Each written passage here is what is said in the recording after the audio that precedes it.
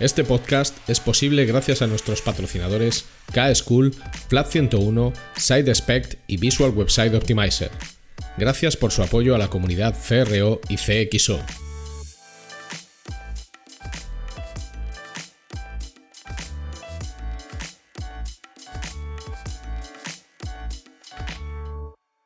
Mi nombre es Ricardo Tallar y estás escuchando CRO Café en Español, el podcast de referencia en CRO y CXO, donde hablamos con profesionales digitales de todos los rincones del planeta sobre nuestro trabajo, con el objetivo de compartir, entretener y aprender.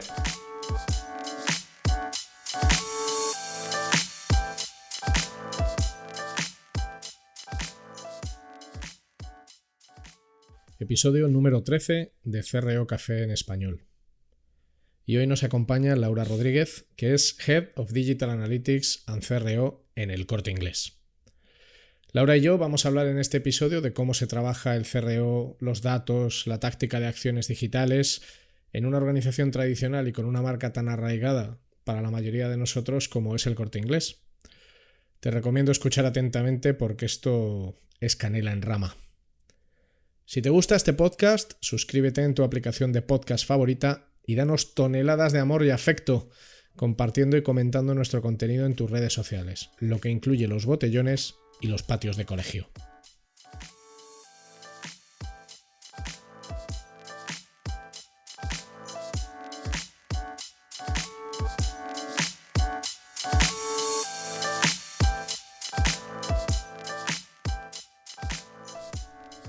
Bienvenidos a CRO Café en Español. Hoy está con nosotros Laura Rodríguez, Head of Analytics and CRO en El Corte Inglés. Bienvenida, Laura. Muchas gracias, Ricardo, a ti y a los amigos que nos están escuchando. Un saludo. Bueno, yo con muchas ganas de tenerte por aquí. Ha costado, ¿eh? Ha costado que... Sí, ha sido un poco cuesta arriba, pero aquí estamos. Es que son meses muy duros. Sí, es verdad que... La verdad es que estamos todos en un momento en el que hay como una especie... Fíjate, yo te diría que no es que haya como un estallido de lo digital, sino como ni siquiera aceleración, sino como una prisa de lo digital. O sea, hay mucha prisa en hacer muchas cosas y estamos todos bastante hasta el cuello. Que por un lado es bueno, pero también pues es malo. O sea, al final pierdes mucho foco. Bueno, es lo que ha tocado, ¿no? Estamos viviendo una situación súper atípica y hay muchos, pues se han puesto muchos huevos en la canasta de lo digital porque no ha quedado otra y ha tocado hacer un empuje sobrehumano, pero cuando trabajas con un equipo tan profesional, da gusto poder lograr lo que hemos logrado en este último año con las condiciones adversas que hemos tenido, de la distancia con el teletrabajo, que no era algo que nosotros como cultura laboral estábamos acostumbrados a hacer. Y el experimento ha dado buenos resultados, pero ha sido duro. Ya. Sí, yo siempre digo que este último año ha sido no el peor, pero sí el más intenso de mi vida. Y además tengo un indicador que lo demuestra, que es el volumen de canas. Entonces, yo nunca he tenido tantas canas como en el último año. Pues yo no sé, porque claro, yo tengo otras variables que me hacen medir ese KPI diferente, y es que tengo más miedo de ir a la peluquería, entonces ya no me lo tiño tanto y no sé si el exceso de canas que tengo siempre han estado ahí, lo que pasa es que yo no las veía porque estaban teñidas, o es que en efecto sí han salido más, pero estoy casi de pelo blanco por toda esta parte aquí. Bueno, pero pensemos que es la luz y el brillo. Eso es, efectivamente. Bueno, siempre comenzamos de la misma manera para todas las personas que nos estén escuchando y quizás no te conozcan, y nos gustaría saber pues cuál es la historia de Laura Rodríguez, ¿no? Que has estudiado, de dónde vienes y cómo llegas a través de tu trayectoria profesional al Corte Inglés. Bueno, pues lo primero, yo soy de Puerto Rico. Llegué a Madrid en el año 2007 a hacer un máster. Yo soy periodista, trabajaba como periodista en Puerto Rico y a los 26 años decidí dar un giro vamos a ver qué más hay. Y entonces empecé a buscar máster y vine a la Complutense, hice un máster en comunicación social con mi idea de seguir trabajando en el sector del periodismo. ¿Qué pasa? Que Madrid me enamoró y dije, yo aquí me quedo, en plena crisis. Yo llegué en 2007, en 2008 explota la burbuja de Lehman Brothers, era el banco, ¿no? Fue el que... Sí, las hipotecas subprime y todo esto, sí. Todo, correcto. Y te das cuenta que no hay trabajo para periodistas en ese momento. Entonces empieza uno a reinventarse, a ver un poco, ¿no? Como por dónde tirar. Y los primeros trabajos que encuentra, que el que le ofrecen a un periodista, ¿qué es? Escribe texto para posicionamiento orgánico. Y ahí va uno, escribe post y escribe post y escribe post.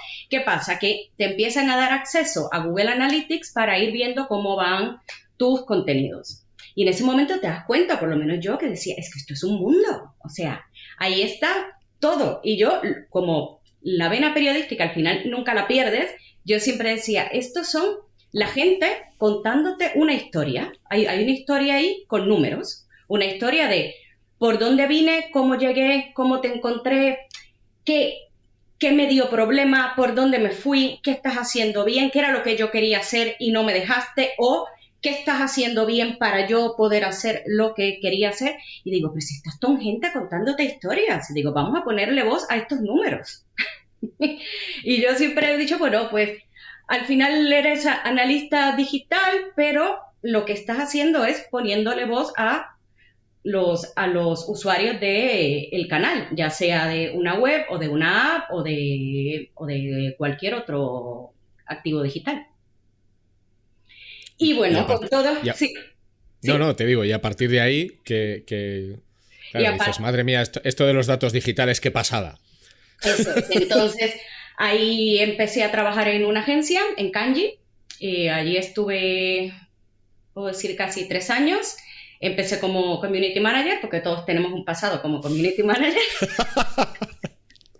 Bueno, todos somos community manager de nosotros mismos, ¿no? Exacto. Y CEO de nuestra vida. Y bueno, de ahí pues empecé con la parte de dar más sentido a los informes que se entregaban a los clientes, ver cómo aportábamos más valor, y apareció el máster de analítica digital de Cascool. Y digo, si yo lo que me quiero es dedicar a la analítica per se, digo, necesito profesionalizar un poco más los conocimientos. Entonces, entré al máster de Cascool, no sé si fue el año 2012 o 2013, y bueno, en el 2014 acabé en el Corte Inglés. Llegamos para un proyecto que implicaba tirar abajo todo lo que había de herramientas de medición. En ese momento trabajamos con una herramienta de IBM que se llamaba Coremetrics. Bueno, se llama Coremetrics, existe todavía en el mercado. Y la idea era pasar a Google Analytics. En ese momento el Enhanced E-Commerce había salido de la beta y teníamos 3 meses para implantar Google Analytics en todas las webs del Grupo Corte Inglés, con un modelo de datos como era el de comercio electrónico mejorado, que había salido de la beta con documentación casi cero. Bueno, con eso te digo que lloramos lágrimas y más canas. Digo, lloramos lágrimas, lloramos sangre. Lágrimas siempre lloramos. Sí, las lágrimas están ahí. Y fue un proceso muy, muy interesante, porque creo que para mí es uno de los pilares fundamentales que nos ayuda a hacer nuestro trabajo en el día a día. Y es que conocemos exactamente cada dato que recogemos, cómo se recoge, cuál es la fuente, cómo se puede interpretar, y tener todo ese conocimiento, poder entender bien todos los datos que estamos recogiendo, saber poner la mano en el fuego, porque yo me atrevo a poner la mano en el fuego con la mayoría de los datos que recogemos en nuestras herramientas digitales, porque sé que están bien calibrados, porque sé que se recogen bien, y eso al final es lo que nos ayuda a poder generar hipótesis con sentido, a poder proponer cambios y poder mejorar la experiencia del cliente. O sea, nosotros hablamos de pues, que somos analítica digital y CRO y somos empleados, o sea, trabajamos para el Corte Inglés, pero yo siempre he dicho que yo realmente trabajo para el cliente final. Yo lo que necesito es intentar que el cliente cuando entre a la web o a la app o al supermercado o al outlet de Primerity o a lo que sea, encuentren los menos problemas posibles para lograr comprar o el objetivo que tenga esa visita, que no todas las visitas que llegan a un e-commerce son para comprar. O sea, nosotros tenemos muchas tiendas físicas que muchas veces la web también es catálogo. Yo quiero ir a ver un poco en la web qué hay y luego ir a comprarlo en centro. Y creo que el poder entender bien y el poder saber que los datos que tú estás recogiendo son fiables, al final nos ayuda mucho a poder mejorar toda esa experiencia que el cliente tiene. Y a que los datos con los que nosotros trabajamos los aportamos mucho al equipo de desarrollo y al de diseño de interfaces, porque lo que intentamos desde el inicio, y afortunadamente de eso tenemos muchísimo respaldo desde la dirección de la casa, es que cualquier cambio que se vaya a hacer en la web a nivel de diseño de interfaces, de nuevas funcionalidades, de cualquier cosa que se vaya a hacer, tiene que ir respaldado por datos. No es una cosa de alguien lo hace así o a mí me gusta más así o cualquier cosa. Y yo creo que eso es bastante gratificante. Jo, yo te oigo y me encanta escucharte, ¿no? Porque al final no podría estar más de acuerdo de la mayoría de cosas que dices. Yo me acuerdo una vez que te escuché en un Messercamp hablar de las limitaciones que teníais en la medición por una cuestión de los volúmenes de hits Sí. que se producían en las interacciones normales.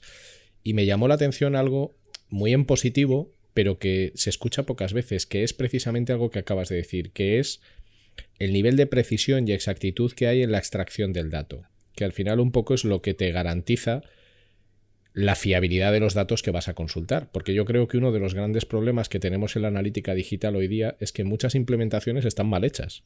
Yeah. Además, no es que no podrían estar mejor, es cuestionable, no, es que objetivamente, técnicamente, no están bien hechas. O sea, nosotros, por ejemplo, en infinidad de proyectos encontramos muchísimos problemas asociados generalmente a la duplicación de hits o incluso a la recogida de variables que vulneran GDPR a través de URLs o un montón de historias de este tipo. Y me llamó mucho la atención que en un ecosistema que desde fuera, como cliente o como persona desde fuera, parece tan tradicional, hay tanto cuidado en una extracción precisa del dato. Y algo que dices, y me encanta escuchar, es precisamente, digamos, hacer storytelling del dato. Es decir, los datos tienen gran utilidad cuando hay un contexto en ese dato.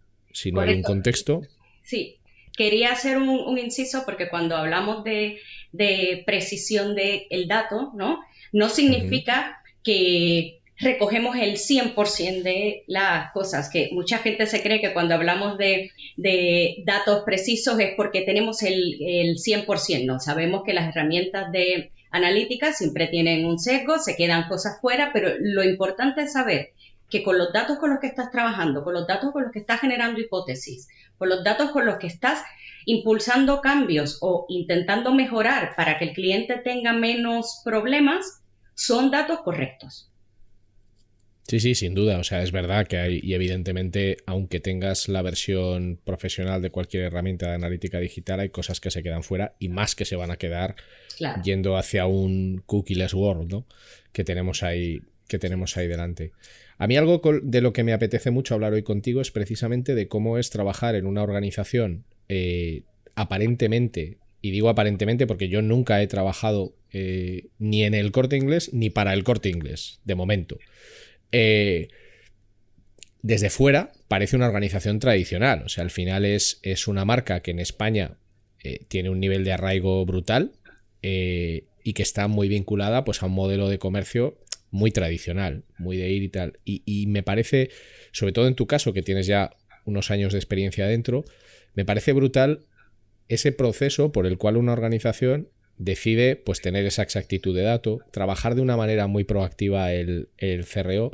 Me gustaría que nos contaras ¿qué te encontraste al llegar y qué diferencia ves desde cuando llegaste a hoy? ¿Cuáles han sido los grandes cambios y por qué se han producido? Yo creo que uno de los cambios más importantes y es la democratización del dato. El dato no es del equipo de analítica, el dato es de la compañía, el dato es de todos los que trabajamos para el comercio electrónico o para alguna otra área de la casa que trabaja también con el comercio electrónico o con algún canal digital. Entonces, una de las cosas que nosotros hicimos y que a mí me parece que fue fundamental, costó mucho en horas de esfuerzo, tiempo invertido, pero fue la formación. O sea, nosotros nos aseguramos que una vez de que ya teníamos correctamente implementado Google Analytics en las web principales del comercio electrónico, fue empezar a formar a los equipos para que pudiesen extraer sus datos diarios. Esto por dos motivos, o sea, de esa forma nosotros dejábamos de ser un departamento de reporting, un departamento de te descargo el Excel que necesitas para que lo uses, porque si te digo la verdad, yo no madrugo para eso. Yo a las 6 de la mañana no me sacan nadie de la cama si mi trabajo va a ser descargar Excel todo el día para enviarlos por email. Y más que nada porque nosotros, como te contaba, o sea, trabajamos con muchísimas webs del grupo. Y aparte de eso, o sea, porque cuando pensamos en el Corte Inglés, pensamos en elcorteinglés.es, ¿no? Es la web principal, el retail más importante. Dentro de elcorteinglés.es es un retail multimarca, multicategoría, que eso lo hace súper interesante, pero a la vez muy retante. Porque no es lo mismo establecer la venta para textil, para ropa, para zapatos o un bolso, que para una lavadora o para sofás o para colchones o alguna otra tipología de producto que tenga un tiempo de consideración mayor a la venta, para la venta. Y además tenemos, como lo sabes, muchísima actividad comercial. Las rebajas, los 8 días de oro, las ventas privadas, la semana de internet, el Black Friday, el Día Plus, todos los días hay muchísima actividad comercial y son los equipos de negocio los que realmente conocen más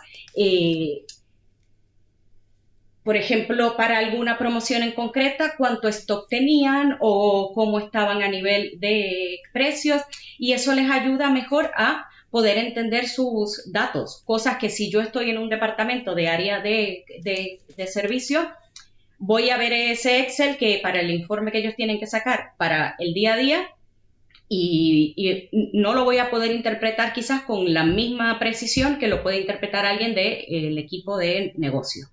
Entonces, con eso en mente, lo que hicimos fue vamos a formar a la gente, sobre todo también porque la formación fue a todos los niveles. O sea, formamos desde al compañero currito del día a día hasta la dirección general. Esto es crítico, esto es crítico, ¿eh? O sea, lo que a mí me maravilla y me alegra es que os dieran, que no sé si fue iniciativa vuestra o de tu responsable o de quien fuera, que os dieran la oportunidad de llegar a la dirección general, o a lo mejor fue una petición de la propia dirección general. Es decir, explícame esto para que yo me entere. Yo creo que también al final, o sea, es una cosa de hay una herramienta nueva, ¿no? Hay una cosa nueva con la que vamos a trabajar y ellos como dirección general necesitan poder entender qué son esos datos, necesitan saber qué es una sesión, qué es una tasa de rebote, qué es una página vista, qué es un referral, o sea, todas las métricas que aunque no las vayan a usar en su día a día porque están a mil cosas y no se van a meter a extraerlo, pero sí poder entender los datos que les llegan y yo creo que eso es crucial. Entonces, una vez nosotros acabamos toda la parte de la formación, entonces sí pasamos a lo que sería nuestro trabajo en el día a día, porque en la mayoría de los clientes o a nivel cliente, el departamento de analítica suele pertenecer a dos grandes grupos, ¿no? O pertenece a marketing, o está bajo el ala de marketing, o está bajo el ala de business intelligence, por ejemplo. Uh-huh. Y nosotros pertenecemos al equipo de UX. Mira, creo que es una combinación que no había oído hasta ahora, ¿eh? Porque también hay veces que la gente cuelga, hay veces que cuelgan de IT, hay veces que se cuelga de dirección estratégica, cosas así.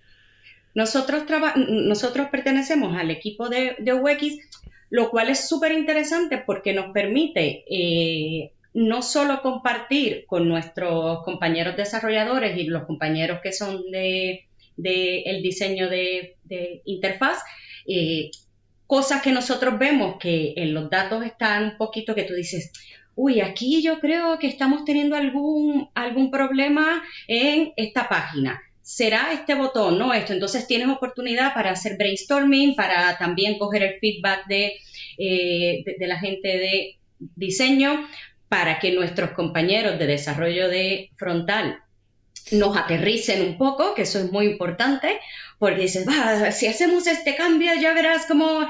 Y yo te dicen, no, pero es que no se puede, porque yo recibo este servicio de esta forma, o yo consumo estos datos de esta otra forma. Entonces, si podemos trabajar de la mano, creo que tenemos ya mucho ganado a la hora de todo el plan de lo que queremos testar, de las cosas que queremos optimizar.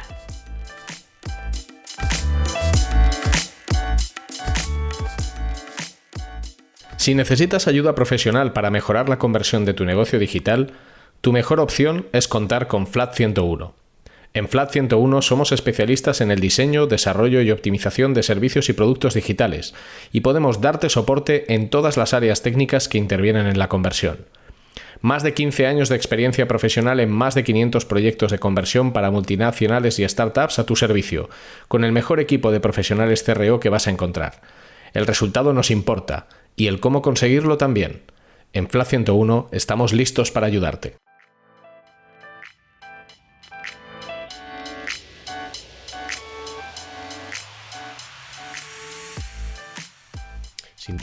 Sin duda.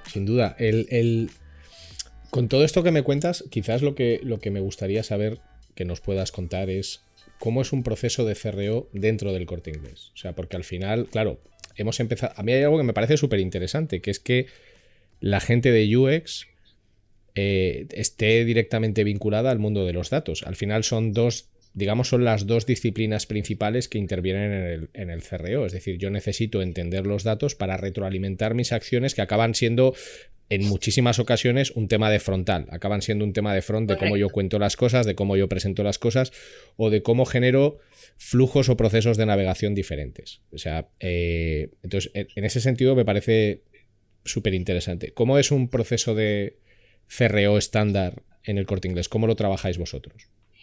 Pues lo trabajamos desde varias frentes, o sea, intentamos involucrar a los mayores equipos posibles. Intentamos trabajar con el equipo de negocio, con el equipo de diseño de interfaz, con el equipo creativo, que es el que hace todas las portadas, diseños que hay en la web, y con el equipo de desarrollo de front.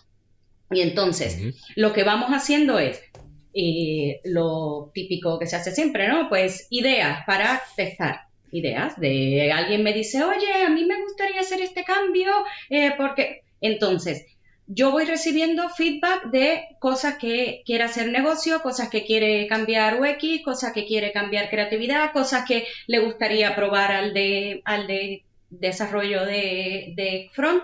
Entonces, con esto lo que hacemos es directamente vamos a los datos para ver realmente cuán crítico es ese cambio, si en efecto es un cambio o es algo es un cambio que se va a cometer en una página en la que podemos estar teniendo problemas real y ese cambio lo va a mejorar, o todo lo contrario, dices, pero es que el ratio que tenemos de cumplir el microobjetivo que tiene este tipo de página es brutal y tú quieres cambiar el elemento clave. Entonces puede ser también perjudicial, que no todas las ideas tienen que acometerse. Y bueno, con esto vamos priorizando diferentes cosas y empezamos a testar. Entonces ahí viene, yo creo que quizás puedo conectar con una de las preguntas que me hacías tú al inicio, o sea, cómo se lleva un proyecto de CRO y de digitalización, ¿no?, en una empresa tan grande como es el Corte Inglés. Te podrás imaginar, porque tú trabajas con clientes grandes también, o sea, nosotros estamos todo el tiempo haciendo cambios, mejoras en la web, subidas a producción, corrección de incidencias, integración de nuevas funcionalidades.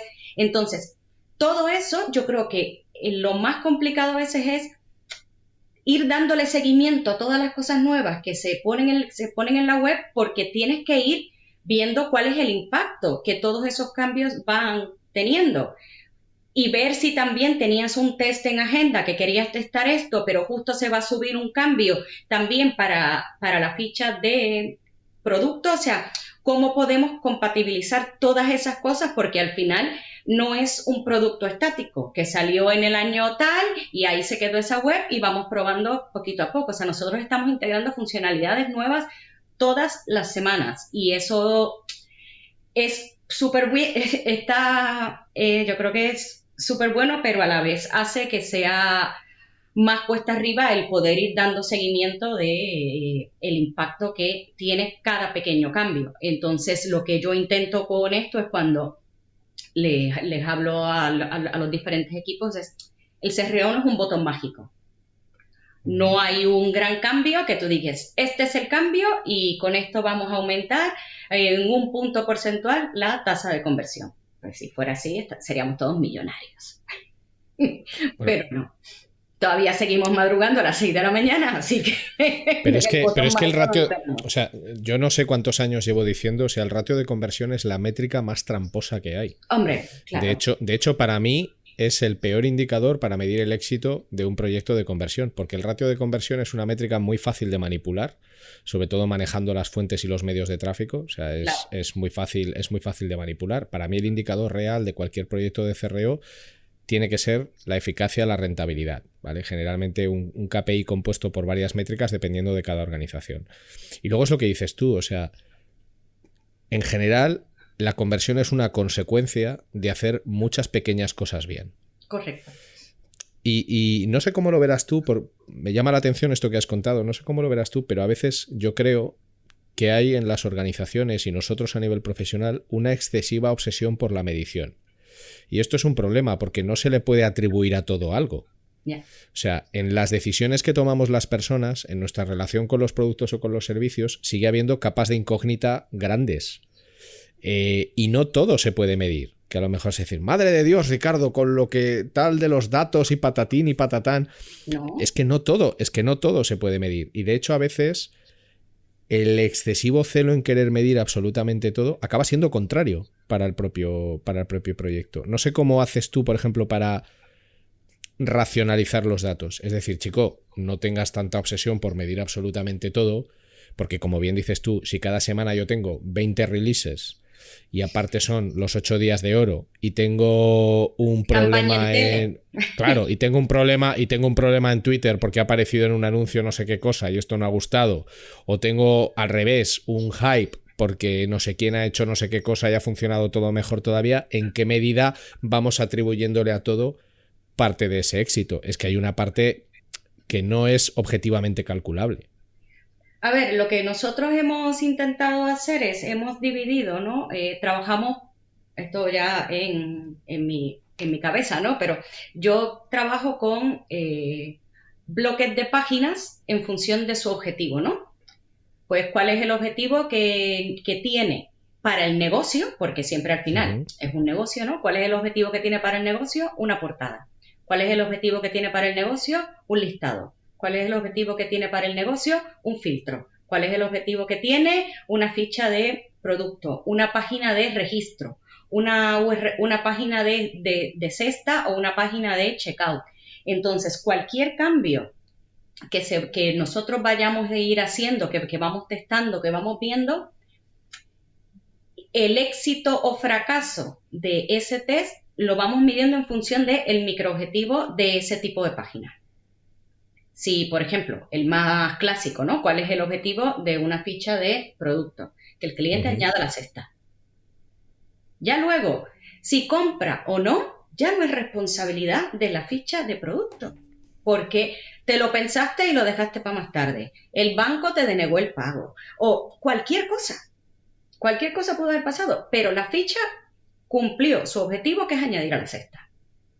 Es tener toda la información que el cliente necesita sobre ese producto, cualquier duda que le pueda generar a un cliente, poder tener esa información ahí para que el cliente decida añadirlo a la cesta para comprarlo. Entonces, por ejemplo, cualquier test o cualquier cambio que nosotros vayamos haciendo en esas páginas, el KPI que vamos midiendo siempre, que vamos viendo que no se afecte, es el ratio de añadir a la cesta. Siempre al lado está el de la conversión, porque no dejamos de ser un negocio que su macroobjetivo es la venta, pero entendiendo esto, y yo creo que es quizás la forma menos dañina, ¿no? Porque, bueno, no sé cómo decirlo, la forma menos sucia para poder evaluar un cambio, porque tiene menos ruido. Bueno, pero es que al final, si lo has dicho al principio, y yo estoy totalmente de acuerdo y lo estás explicando ahora, no todo, para empezar, no todo tiene un objetivo de vender. No todo tiene un objetivo de vender. Por ejemplo, el consultar unos FAQs no tiene un objetivo de venta. El localizar de manera ágil cuál es el centro más cercano a mi casa no tiene un objetivo de venta directa. El encontrar un teléfono de manera fácil no tiene un objetivo de venta directa. Yo creo que el problema en muchísimas ocasiones, por lo que me cuentas, en vuestro caso no es así, pero por ejemplo en mi trabajo muchas veces es decir, perdona, que es que antes de fijarnos en la conversión tenemos que entender cuáles son los objetivos que deben cumplirse en función de la relación que una persona tiene con un producto o un servicio. Como bien has dicho tú, o sea, el objetivo de una página de producto es añadir al carrito, sí, pero es que hay otros. Hay añadir a un wishlist, hay consultar el propio producto sin ninguna intención de compra.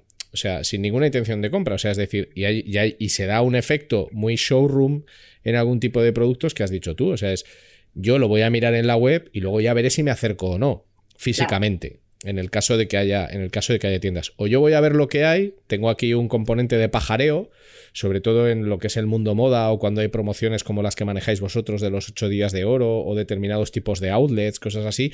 Yo entro simplemente a navegar. Entonces, yo siempre digo que hay que medir dos cosas: la calidad transaccional del tráfico y la calidad navegacional del tráfico. Porque si un tráfico navega muy bien, me interesa, porque puede acabar comprando.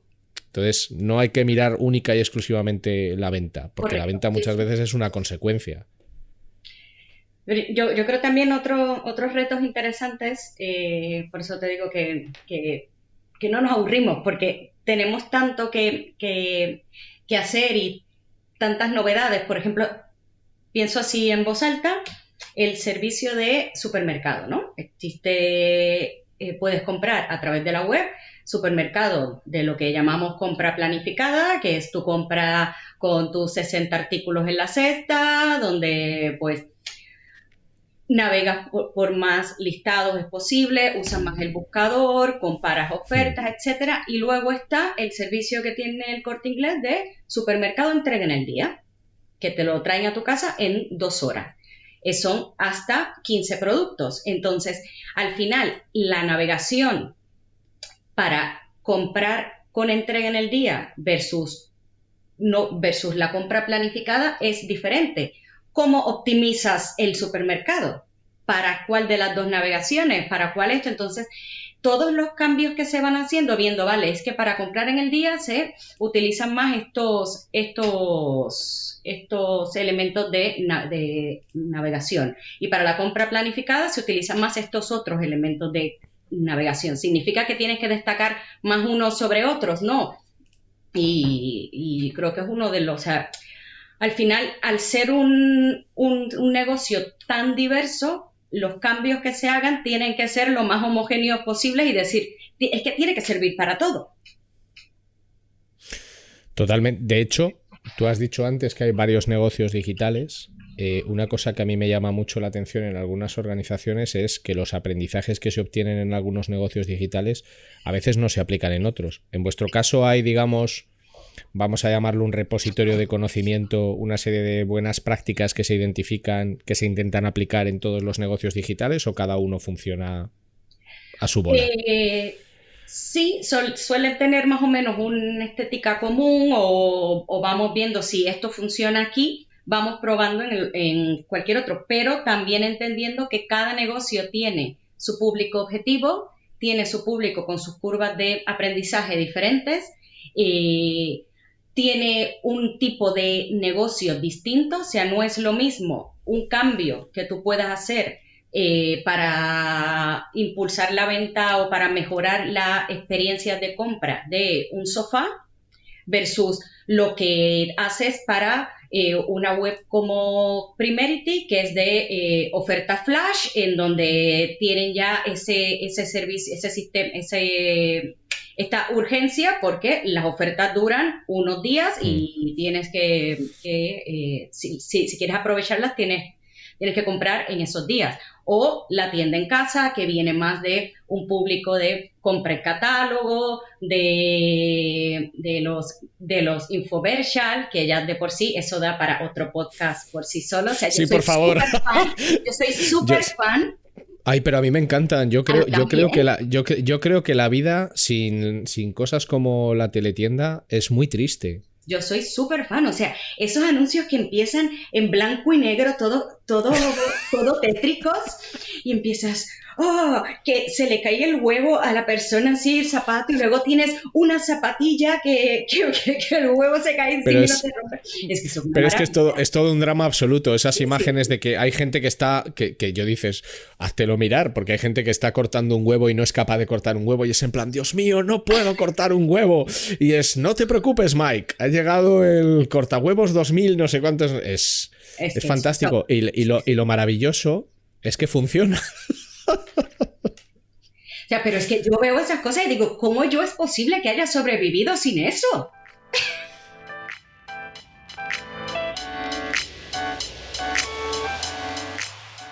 Ahora es el momento de una pequeña promo.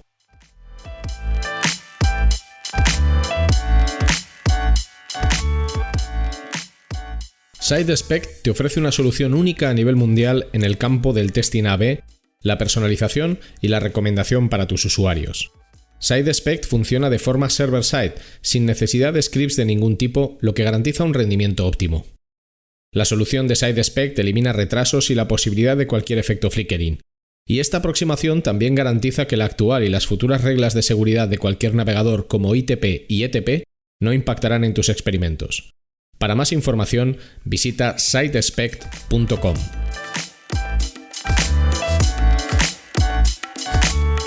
Pero totalmente, yo de teletienda he comprado, que yo recuerde, un recopilatorio de estos de baladas rock, que es de estos que te ponen los anuncios en plan como que poniendo esos recopilatorios todas las mujeres del planeta van a caer rendidas a tus pies porque son baladas y no sé cuántos y no sé qué.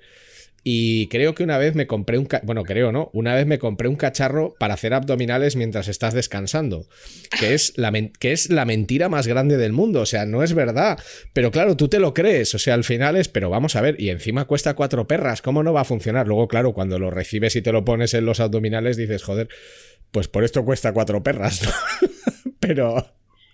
Pero hay artilugios, efectivamente, da para una serie entera de podcasts. Sí, o sea, porque es que ahí está el manual el CRO está ahí, ¿no? Creas urgencia, vas buscando, creas una necesidad, vas viendo todo, es que... Pero y fíjate, fuera de estos productos de teletienda, ¿en qué medida para ti, sobre todo en el rol que tienes en la organización y para planificar la parte analítica y de CRO, es importante conocer cómo es el usuario tipo del Corte Inglés? Porque entiendo que será bastante distinto al de otros negocios, o habrá de todo, ¿no? Pero esa información, ¿cómo os llega? ¿O es algo que en la organización está muy estructurado y se conoce perfectamente al cliente del Corte Inglés, etcétera? Bueno, nosotros tenemos un departamento de estrategia de clientes, que una de las cosas que a mí más me maravilla de ese equipo es que todo lo que trabajan o todo lo que hacen está basado en datos también. Y al final tenemos muy, muy buena relación, o sea, porque aunque lo que nosotros hacemos es todo con datos anónimos, o sea, no, yo no sé que eres Ricardo Tallar que está navegando por la web, yo sé que eres un cliente que está navegando, viendo este tipo de páginas, viendo esto y que por tu navegación tienes un comportamiento que podríamos predecir que podría finalizar un pedido o no. Pero sí hay otro departamento con el que se trabaja la relación con el cliente, que incluye desde el call center y diferentes cosas. Y se trabaja también con focus group y con entrevistas a profundidad. Entonces, esa información o ese acceso a esos datos cualitativos para entender mejor al cliente, los comparten con nosotros y para nosotros eso es fundamental, o sea, poder complementar todo lo que teníamos de el dato cuantitativo, poder también complementarlo con el dato cualitativo, o sea, porque a mí lo que me interesa, además del qué, es entender el por qué. Totalmente. Yo creo que... Bueno, no lo creo. O sea, yo creo que el problema, no sé si estarás de acuerdo o no, yo creo que el problema de muchas organizaciones respecto a su uso de la analítica y a su interpretación de lo que es CRO y de lo que no y de cómo mejorar la experiencia está en que en realidad nunca se han preocupado de entender verdaderamente a sus clientes. Y tratan en la mayoría de los casos, sobre todo a los clientes de digital, como una especie de entes anónimos que entran en la web y compran por arte de birlibirloque, pero no se han molestado nunca en recabar información de valor. Además, la analítica en ese sentido es muy jodida, porque si lo piensas como tú, como decías al principio, tienes ahí un montón de números, un montón de paneles y un montón de datos, llega un momento en el que no eres consciente de que todos esos números son personas. Son gente. Sí. Es gente que está haciendo cosas en la web y tú, cosas secretas, y tú estás recibiendo datos que representan esas cosas secretas que están haciendo. Pero es que esto a veces se nos olvida. Y lo miras casi como si fueran minions, pitufos o lo que sea, como si fueran... no te das cuenta de que en realidad lo que verdaderamente hay que entender es por qué esas personas están tomando esas decisiones en tu ecosistema digital y no otras. Yo creo que en ese sentido, o sea, está bastante bien equilibrado, o sea, si hay un buen perfil de el cliente con el cliente que Corte Inglés, que está registrado y que trabajan los compañeros de estrategias de clientes. Y entonces entender un poco más, ¿no?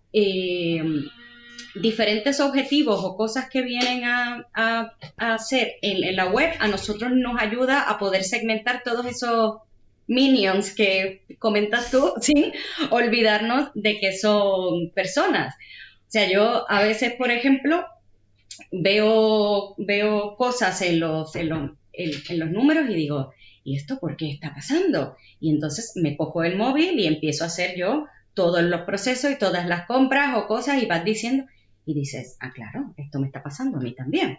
Y entonces te vas dando cuenta un poco de por dónde ir mejorando, pero siempre pensando que es que esas son gente que está cabreada y cuando la gente se cabrea, no regresa a los sitios.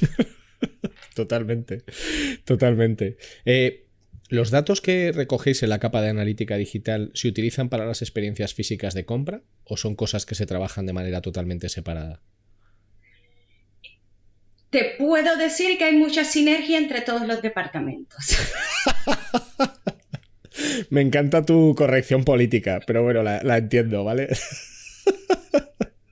Vale, perfecto. Bueno, vamos a ir al tramo final y en primer lugar me gustaría preguntarte cuáles son los retos, lo que nos puedas contar de lo que hay por delante, ¿no? Porque yo creo que al final, ahora mismo las organizaciones y sobre todo aquellas que están muy implantadas en nuestra cultura, como el Corte Inglés, pues tienen un reto muy apasionante y también muy complicado porque la famosa digitalización o la transformación digital, que es una expresión que odio con toda mi alma y toda mi fuerza, la transformación es transformación, no es ni digital, ni no digital, ni lo que sea, pues la tienen ahí delante, ¿no? Y hay gente que coge el guante del reto y se mete a cuchillo y gente que no. ¿Qué retos que nos puedas compartir o qué grandes movimientos va a haber en los próximos meses? Yo creo que has dado en la clave cuando dices que odias la palabra transformación digital, porque la transformación es transformación y no necesariamente digital. Y creo que el punto clave que nosotros siempre hemos trabajado muy enfocado es que, al igual que no existe transformación digital, no existe el cliente digital. El cliente es el cliente que te compra por los canales que tú tengas, ya sea la tienda física, ya sea la web, y en septiembre pasado que sacamos la app. Que la app al final es casi un híbrido entre el mundo físico y el mundo digital, porque tiene todas las partes del comercio electrónico, pero a su vez tiene muchos servicios y muchos accesos para la tienda física.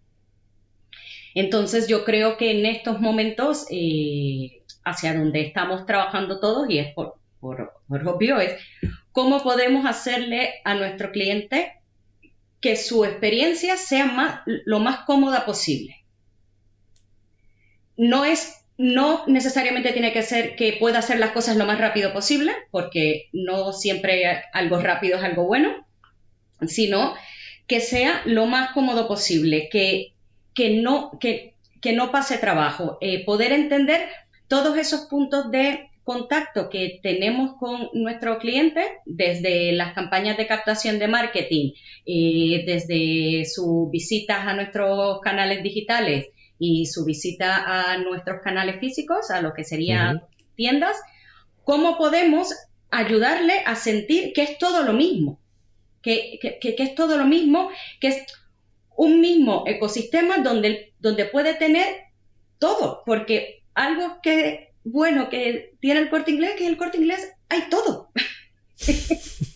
Hay todo. O sea, es como tus padres, te arreglan cualquier problema.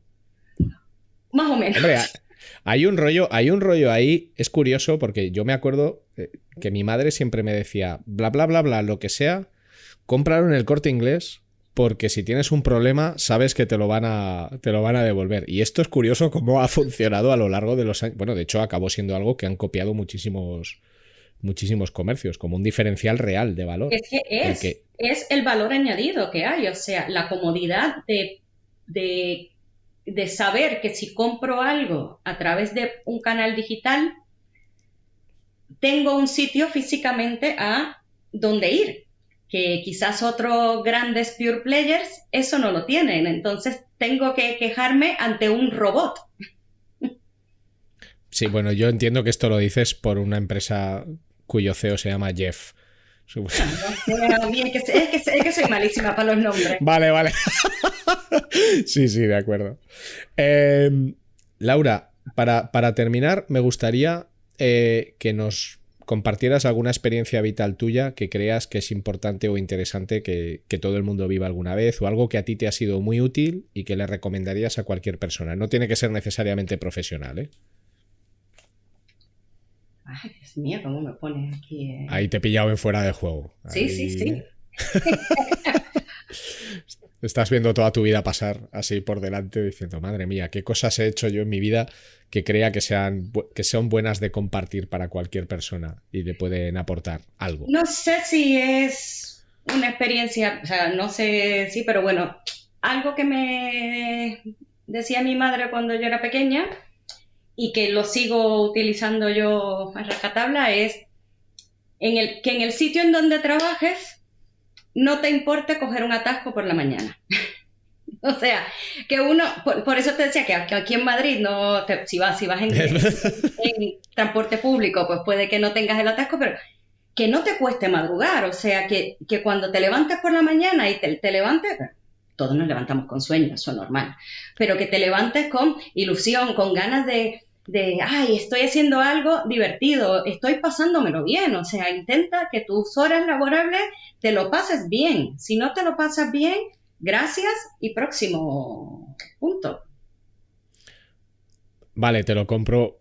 Di que no todos los días te lo puedes pasar súper bien, ¿eh? Hombre, pero sí, tienes más días malos Sí. que días buenos, es que pasa, o sea, que son Hay mucha... demasiadas horas de nuestras vidas. Eso es así, hay mucho mensaje ahí, ¿eh? Yo siempre digo que tú lo que tienes que sentir cada día es que haces cosas que importan. Que no es que le importen al planeta, pero que le importan a la gente que está a tu alrededor o que le importan Yo creo que no hay nada más peor para cualquier persona que la irrelevancia. O sea, el decir, es que lo que hago no le importa ni le interesa a nadie. Pero bueno. Ya. Y a nivel de recursos, ¿qué recursos recomendarías a las personas que nos están escuchando sobre analítica, sobre CRO, sobre disciplinas? Un libro, un podcast, un programa de televisión, una serie, unas charlas TED, yo qué sé, lo que sea, que a ti, cuando lo has leído, se te han abierto los ojos, te ha ayudado mucho o lo que tú veas.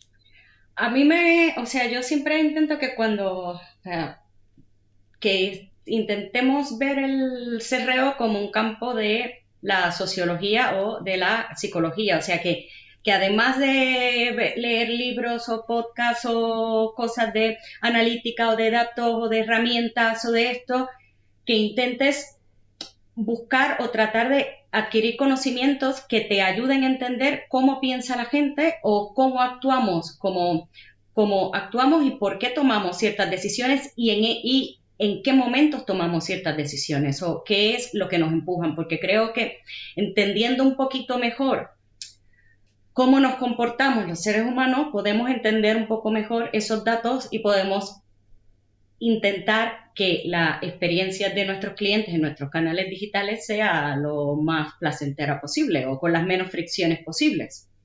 Que no se trata de persuadirles y engañarles y decirles de quedan 4 unidades, o sea, no se trata de técnicas para vender más y ahora, sino se trata de que se sientan cómodos cuando vengan a tu app o a tu web, que cuando estén haciendo lo que quieran hacer, porque entraron porque están buscando algo, ya sea que lo necesiten en estos momentos o tengan una idea de algo que necesiten comprar, pero que ese proceso de búsqueda sea lo menos tor tortuoso posible. Entonces, a mí me gustó mucho un libro de Dan Ariely, Airly, ese mismo, nunca lo sé pronunciar. Dan Y, Airly. y que el título es Predictably Irrational. Sí. Ese, Tiene otros como Las trampas del deseo, etcétera, sí. a mí este en particular, a mí me gustó porque realmente lo que te van contando son experimentos que se han hecho con grupos de personas, algunos pues, con más rigor científico que otros, pero al final cumplen un poco el poder entender algo más. Y otra cosa es importante, ahora que dije rigor científico, nadie que se dedique a esta disciplina puede trabajar en esta disciplina si no conoce, entiende y practica el método científico. Punto. O sea, yo me encuentro con mucha gente que trabaja o en nuestro mismo sector o en nuestras mismas empresas, o sea, gente por ahí que tú les hablas del método científico, les hablas de una hipótesis, les hablas de observación y no saben de qué le estás hablando o no lo practican. Entonces, digo, y ahí hace como difícil poder conectar de que esto es una cosa totalmente cíclica y que empiezas viendo un problema, observando, hipótesis, experimentación, análisis, vuelta a empezar. Y a veces no es un círculo smooth, vas de aquí, tiras para el otro lado, subes, bajas, estabas en este punto, regresas al otro. Y creo que para mí eso es fundamental. Bueno, pues yo estoy muy de acuerdo, así que os invito a los que no conozcáis a Sir Francis Bacon a descubrir el método científico. Muchísimas gracias por tu tiempo, Laura. Yo creo que ha sido súper interesante. Tenía muchas ganas de que estuvieras aquí. Espero que podamos repetir más adelante, bien sea para hacer un temático de la teletienda Oh, o por hablar, favor, por favor. o hablar sobre hits de medición. Casi me apetece más lo de la teletienda, si te A mí soy sincero. también. Pero con algo súper preparado de que cada uno traiga los 5 anuncios que más le gustan y los vas incluyendo después cuando hagas el vídeo para que la gente sepa de lo que hablamos. Es que es fantástico. Me gusta tu idea, habrá que trabajarlo. Muchísimas gracias por tu tiempo Gracias a ti. y sigamos optimizando. Eso es. Hasta luego. Venga, hasta luego. Chao.